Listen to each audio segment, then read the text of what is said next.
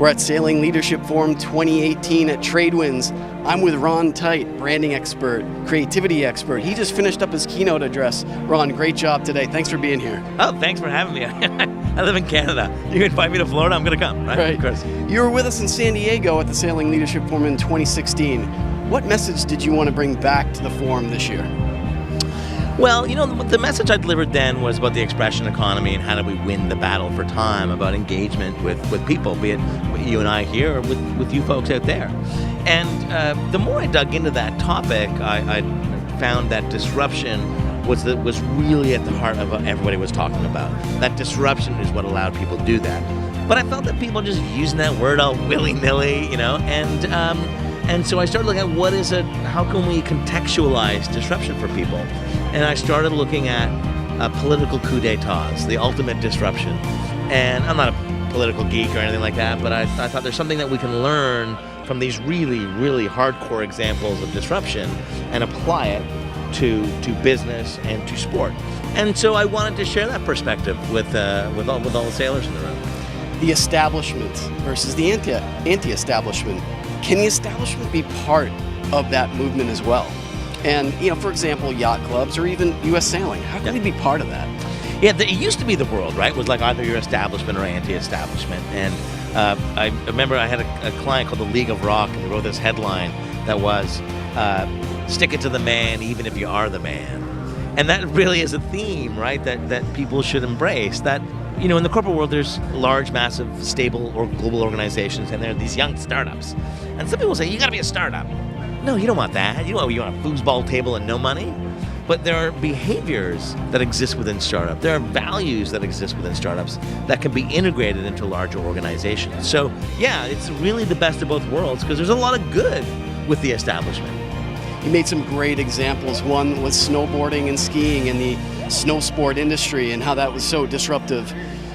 For sailing, we have kiting and foiling, and that is sort of part of that anti-establishment. Talk a little bit about that research that you did to make that connection. Yeah, I'm a snowboarder, and I didn't realize the journey, even some of those specific details of the journey of why I didn't ski until I started to snowboard, where it was accessible and I understood the language and nobody was good at it because it was so new. And I wasn't as intimidated by it, even though I had never done it before. I was really intimidated by skiing. But it wasn't because of the sport, it was because of the culture, it was because of the clothes, it was because of the money, it was because of the terminology, the language, everything. And I thought, that Burton snowboards and Jake Carpenter is such a great example of somebody who caused the disruption and who survived it. The line that Guy Raz used was that, Jake just didn't build snowboards, he built a culture.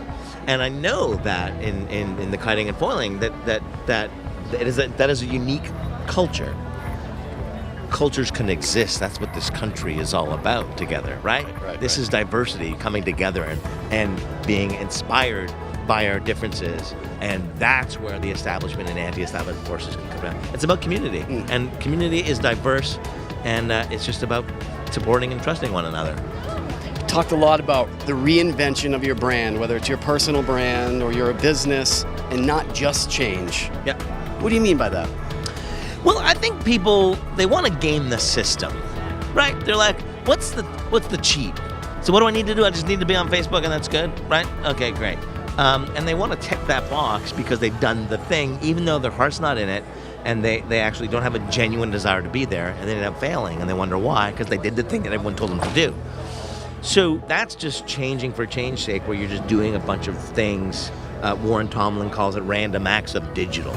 But I think that true personal reinvention is about wanting to explore new areas.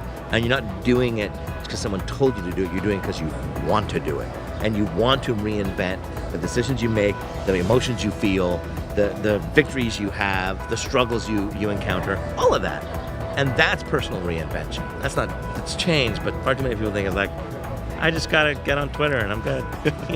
All right. Ron Tite, back at Sailing Leadership Foum. Thanks for being here. Thanks for having me, Jake. Thanks for watching, you out there.